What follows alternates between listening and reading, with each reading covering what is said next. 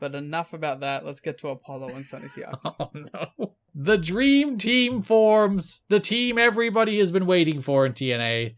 The JAG combination that is Apollo and Sonny Siaki. JAG American Exchange. 5150 ain't nothing to mess with. I was going to say Cop Killer, but they changed it. Gringo TNA, Killer. Didn't they? It's not bad, but it's no Cop Killer. Yeah, I don't think they thought they could get away with Cop Killer on TV. Why? It'd be so cool. That's like a top 10 move name ever. Cop Killer? Yeah. Specifically because of like, it's such an abrasive name. And then also the move is like death. So now you have to talk about Apollo facing Sonny Siaki on the first Impact of the Monthly. Or no, it's the second Impact of the month. Never mind. So they did a match, right? They did. And the idea was at the end, they're like, "Wow, you got me tonight, mate. But you're a good guy, and we shake hands, and we're friends." Mm-hmm. So they tried that, but it's bad. Then Kid Cash is homophobic. We'll talk about that in a sec. I feel like when you do that angle, which has been like done constantly, where two guys have a match and then they gain a mutual respect and become a tag Emmy team. Award winning. Like it's a classic go-to wrestling angle. Two guys gain mutual respect through wrestling and become a tag team. Like, but done it up and down. It's how the bar formed, Sheamus and Cesaro. So I feel like the only way you can do that is if you actually go out and they have a barn burner. You know? Yeah, it can't just be like an okay TV 2-minute match. If they go out there and tear it up and the crowd are going nuts and they're like, yeah, you know what? That kicked ass. You rule, I rule, handshake. We're pals, right? Garrett, imagine if Apollo and Sonny Siaki had like a 4.5 star Best of the Super Junior style, like just a banger. And they're both working like Sonny Siaki did his absolute best. Like when he's in the X Division, like throwing dudes around as a mini Shingo looking guy. Him and Apollo doing that for like 15 minutes and it's awesome. And the fucking Impact Zone's going nuts. Yeah. And then they're like, we should be a tag team. Let's wrestle AMW. And everyone's like, fuck yeah. Again, that ability to look into alternate realities. I don't think there's a reality where that happened. There's infinite realities here. There has to be one. No. That's like the ultimate test of the multiverse. That there is simply not one where there was like a 4.25 star Apollo Sonny Siaki match in this show. I like how we don't even have to extend it to 5. Like they didn't get to like a spreadsheet level. There's probably not even like a 3.75 star Sonny Siaki Apollo match in the universe. You can go to any one of them.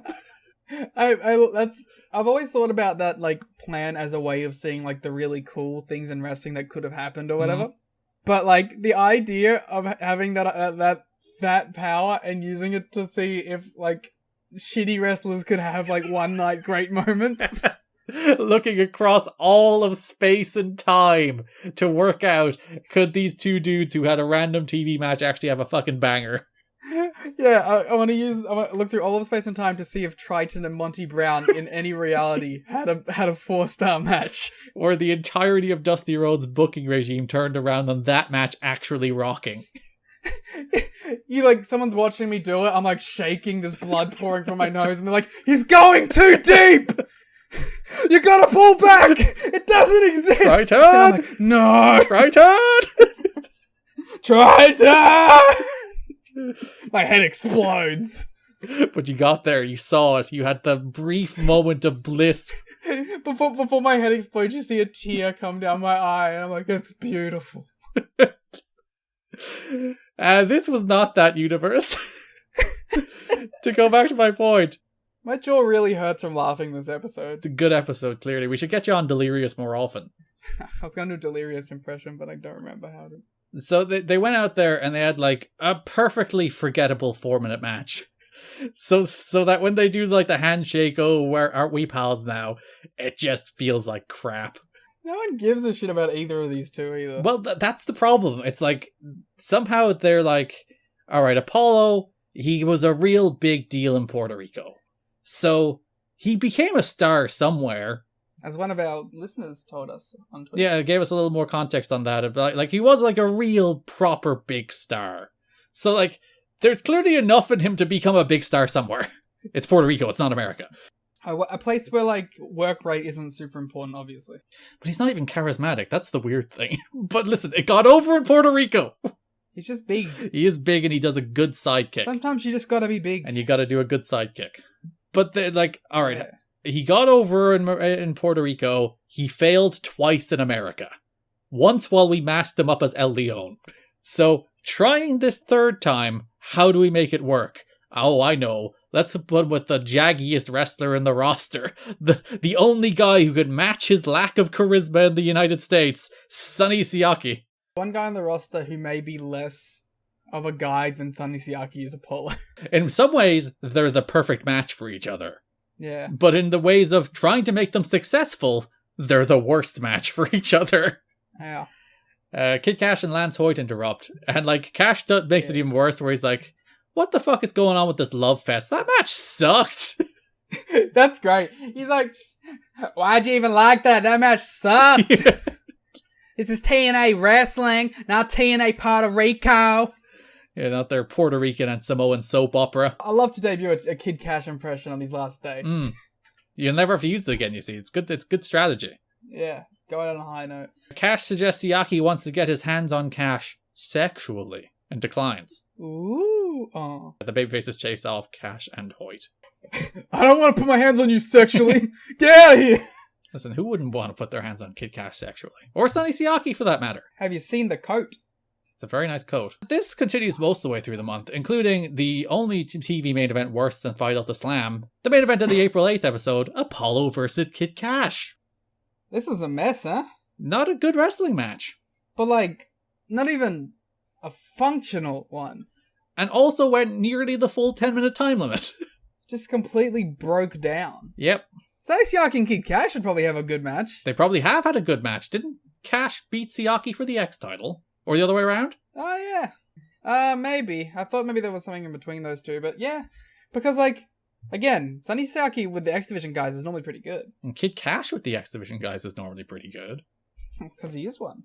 TNA does announce during this match that the X Division Escape match, which we'll talk a little more about when we get to the X Division, will be Shocker, Cash, Sabin, and Shane.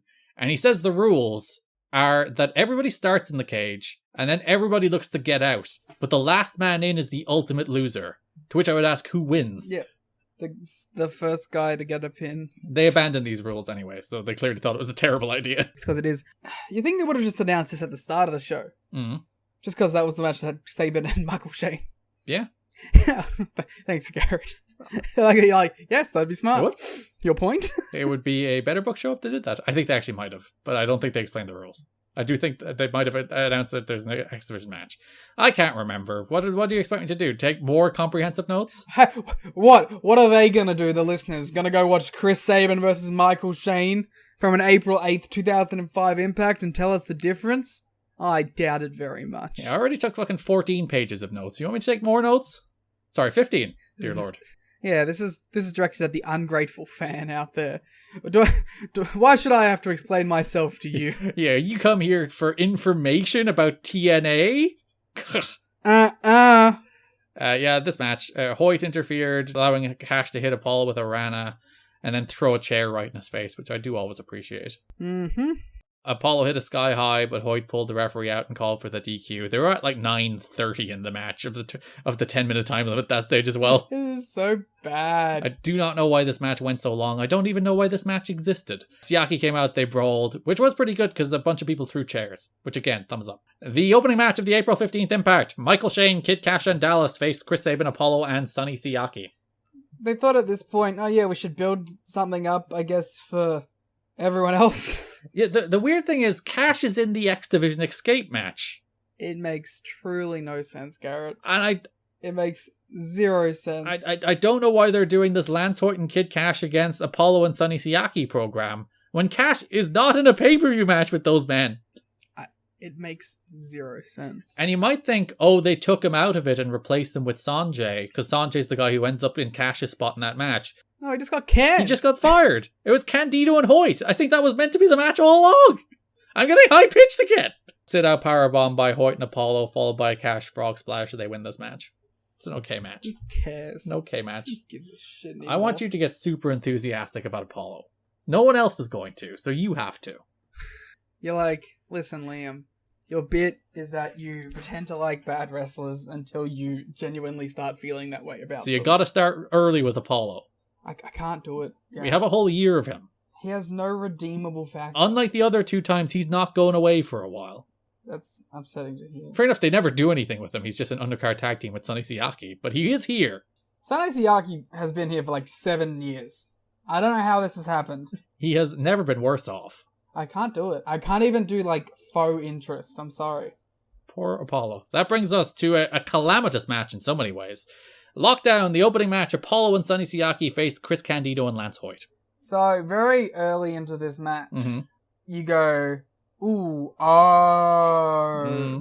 as you realize what has just happened, and then you realize what that means. Yeah, it's a very innocuous spot where Siaki just does a leg lariat, and Candido takes a bump. It's again, it goes to that thing where people are always like, the XYZ is a dangerous move. And it turns out the worst injuries happen on like the most straightforward things in the world. Where it's just Siaki does a leg lariat, Candido takes a bump, Candido's leg gets stuck under him as he takes the bump, and he breaks his ankle. And we will, of course, we'll talk about this more in the next episode. That is the injury that leads to the end of Chris Candido's life, which it makes it even worse when later in the show they show the injury like 2 or 3 times. Yeah. They show like multiple angles of the leg break, and like it's exploitative no matter what, and no one wants to see that no matter what. It's like when they did it with Enzo on the WWE show. Which one? The one where he got like flung into the ropes. Oh yeah. By Scott.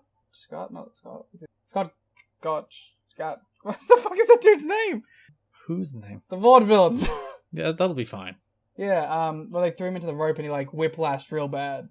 And they just replayed it all throughout the show. Yeah, and like the worst part is I think the reason they replayed it is because this is like the Super Dangerous pay-per-view. So they're like, oh great, we can sell it as the Super Dangerous pay-per-view.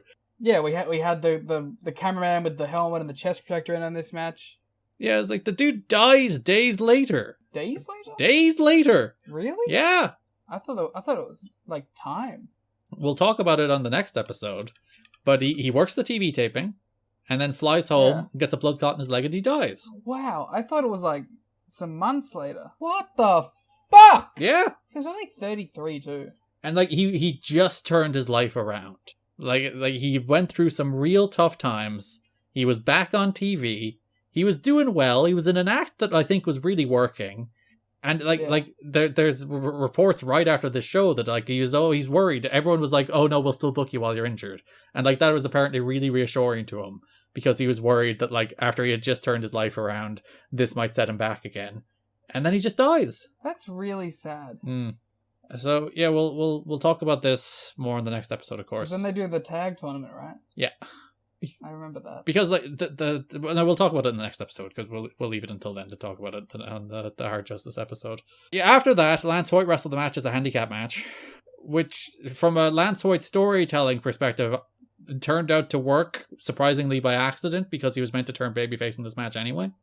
So like fair enough, it's not ideal that the 2 babyfaces 2-on-1 attacking him accidentally turned Lance Hoyt babyface before they turned him babyface. Siaki won with a splash. Hoyt hit like a moonsault. He did some cool shit, which is again something that isn't great in a match like this because it just makes him look even more like a babyface. Yeah, but at least they're turning him. Yeah. Again, I wonder if that was a call ahead of time or not. Well, I would imagine the finish was probably Hoyt gets pinned, they berate him, he fires back anyway, right? I guess. Could have gone either way, to be honest. Because it's a weird audible to send the naturals out, because surely you just have the babyfaces, like if it's an audible, like the babyfaces just win and you cut away, right? No, you can try and like save stuff too. Like if the naturals are probably around considering Candido just came out, so... It could have gone either way. It could have been planned, or it could have been something that they did on the fly, and I believe it either way. The naturals like give out to him that he lost after the match, and then he goes to chokeslam Stevens. They're like, no, and then he goes to leave, but they jump him. And that's kind of the start of the babyface turn.